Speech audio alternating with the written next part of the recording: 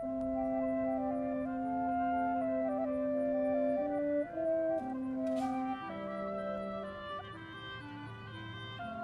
day to anyone watching. This is Eric Johnson with the Winthrop University Wind Quintet, and I'm just here to talk about what we've been doing over the semester, how we've been learning about our ensemble and the significant works for our ensemble, the Wind Quintet. So I would like to start by saying that it evolved following the development of the woodwinds and horn in the ensemble and their first appearance in the orchestra in the late 18th century.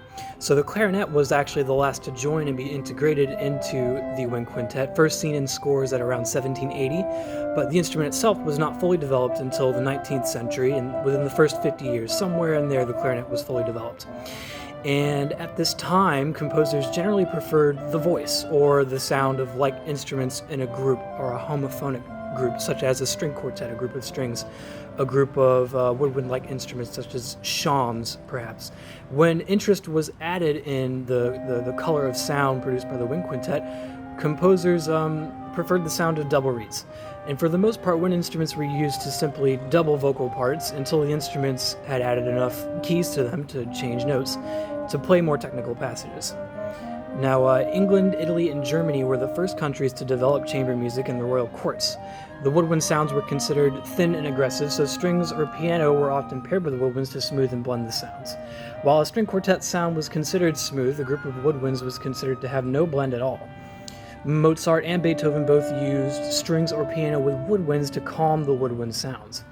It took some time before there was appreciation of the individual instrument colors.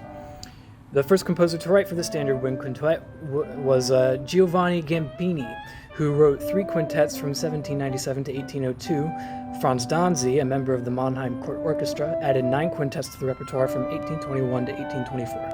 And Anton Reicha wrote 24 quintets beginning in 1818 and was considered the most imaginative, perhaps due to his study of harmony with his friend Beethoven. And our favorite works from this period were Franz Danzi's Opus 68 No. 3 and Reicha's Opus 88 No. 2. For those who don't know our process for figuring out all this information and what pieces we liked, we went through all of the significant works for wind quintet as determined by our instructor, Dr. Loomer, and we listened to them on a week-by-week basis. Every week we would listen to maybe 5 or 6 pieces, and we would decide how we liked them, what we liked about them, and it was a great opportunity for discourse about how musical motifs, how harmony, the function of the instruments scored for wind quintet developed throughout these times. So for each of these times we decided whose compositions we liked the best, what harmonies we liked the best, how we liked the way they used such and such instrument at such and such time. 50 years would pass after the quintet's Reicha before the next significant work was written. Paul Taffanel, founder of the French flute school, composed his wind quintet in G minor in 1876. The next piece to stand the test of time was August Clochard's Wind Quintet of 1898. It would take yet another 25 years before there was wide interest in writing for quintet across Europe. But the decades in the 1920s and 30s produced major works that appear on most any quintet program, including Paul Hindemith's Klangkammer Music of 1920, Carl Nielsen's Opus 43, 1922, Arnold Schoenberg's Wind Quintet, 1924, Theodore Blumer's Quintet for Wind Instruments, Opus 52, Iber's 3 pieces in 1930, Poulenc's Sex Quintet, 1932, Darius Milhaud's Opus 205. Our favorite pieces from this period include the Quintet, Opus 43 by Nielsen, and the Quintet for 3 pieces by Iber, Opus 52.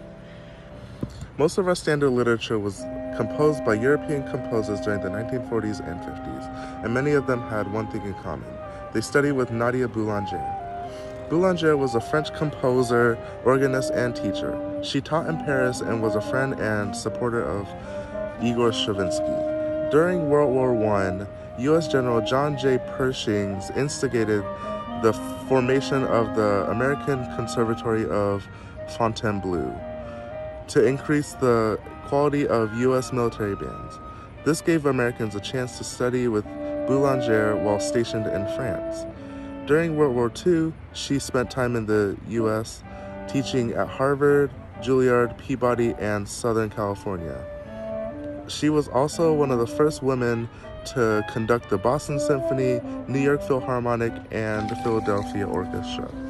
Major pieces in the 40s were Dahl's Andante and Arioso, Malcolm Arnold's Three Shanties, Bozza's Scherzo, Irving Fine's Partita, John France's Quintet and Quintet number 1 and 2, and in the 1950s, John Michael Damas's Dixept Variations, Farkas's Ancient Hungarian Dances, and the Six Bagatelles by Ligeti and Barber's Summer Music.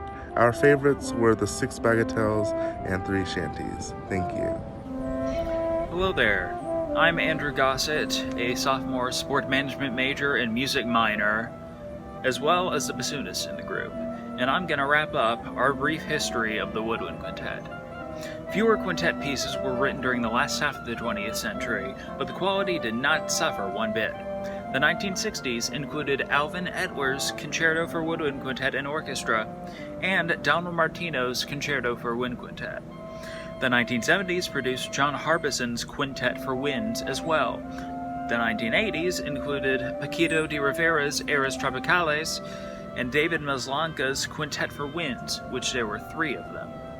Interest in writing for quintet picked up again in the 1990s, which included Eric Owazen's Roaring Fork, Miguel del Aguila's Quintet number 1 and number 2, and Carl Husa's 5 poems for Wind Quintet. Frank Zappa, who was primarily known for rock music, but did branch out into classical music as well, also contributed to our repertoire with Times Beach. American composition for Woodwind Quintet continues to be strong in the 21st century, including David Lang's Breathless and the works of many new composers through the performances of the City of Tomorrow Quintet in New York.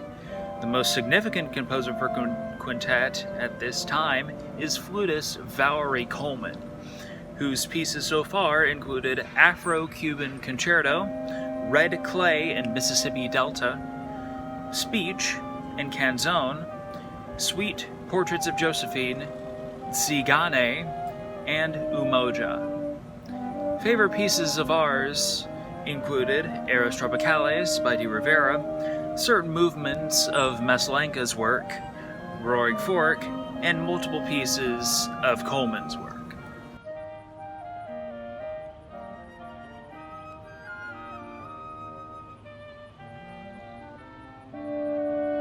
Hello to everybody watching. This is Eric Johnson with the Winthrop University Wind Quintet, and another one of our projects we like to do to show everyone what we've been doing over the semester is to discuss significant eras in wind quintet composition.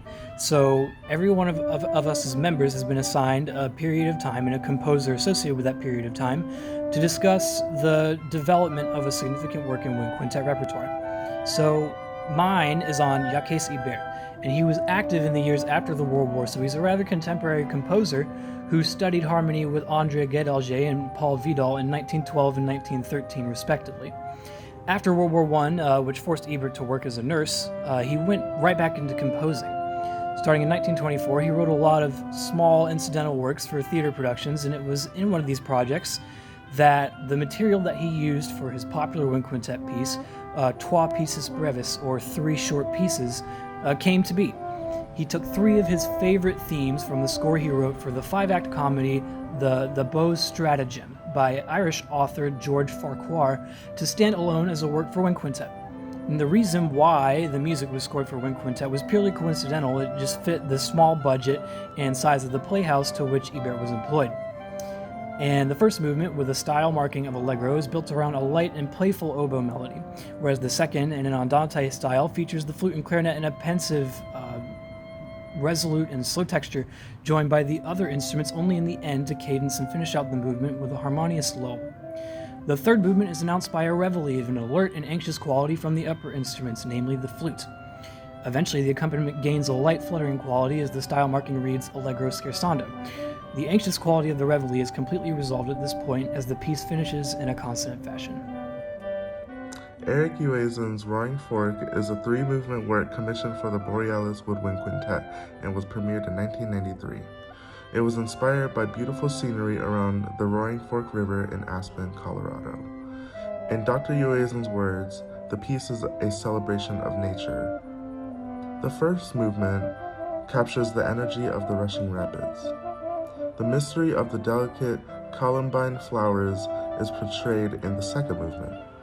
The contrasts of the view overlooking Buckskin Pass are captured in the final movement. This piece is one of our favorites because of the rich harmonies and beautiful melodic lines for all instruments. At the halfway mark of our program, we decided to put Paquito de Rivera's Eras Tropicales at that spot.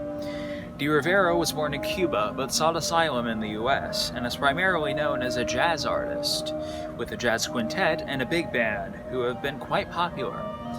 You can sense a lot of Latino influence with his rhythm choices, giving a number of movements a nice groove to them. And there are a number of jazz elements added in, with certain harmonies and chords, as well as additional flourishes like slides and trills in the parts at times. I particularly am partial to this piece because of how it gives every member in the group moments of melodic lines, chords in the background, and rhythmic textures. It also features some secondary instruments in the ensemble, like piccolo, alto flute, and English horn. Overall, this is a very solid piece of work that delivers a complete package of musical variety, in my opinion. Francis Poulenc was born on January 7, 1899, and died January 30, 1963. He was a French composer and pianist. His compositions included songs, solo piano music, chamber music, choral works, opera, ballet, and orchestral concert music. In addition to his work as a composer, Poulenc was an accomplished pianist. His sonatas for flute, clarinet, and oboe are staple pieces in these instruments' repertoire and some of his most performed. His novelette, written for wind quintet, was the first piece we ever recorded together and holds a special place in our heart. Performance today's 2020 Classical Woman of the Year and described as one of the top 35 female composers in classical music by critic Ann Midgett of the Washington Post. Valerie Coleman is among the world's most played composers living today. Whether it be live or via radio, her compositions are easily recognizable by their inspired style and can be throughout venues, institutions, and compositions globally. With works that range from flute sonatas that recount the stories of trafficked humans during Middle Passage and orchestral and chamber works based on nomadic Roma tribes to scherzos about moonshine in the Mississippi Delta region and motifs based from Morse code, her body of works have been highly regarded as a deep, relevant contribution to modern music. Valerie Coleman's Umoja is one of our favorite pieces that we have listened to and picked for our program. Umoja means unity in Swahili.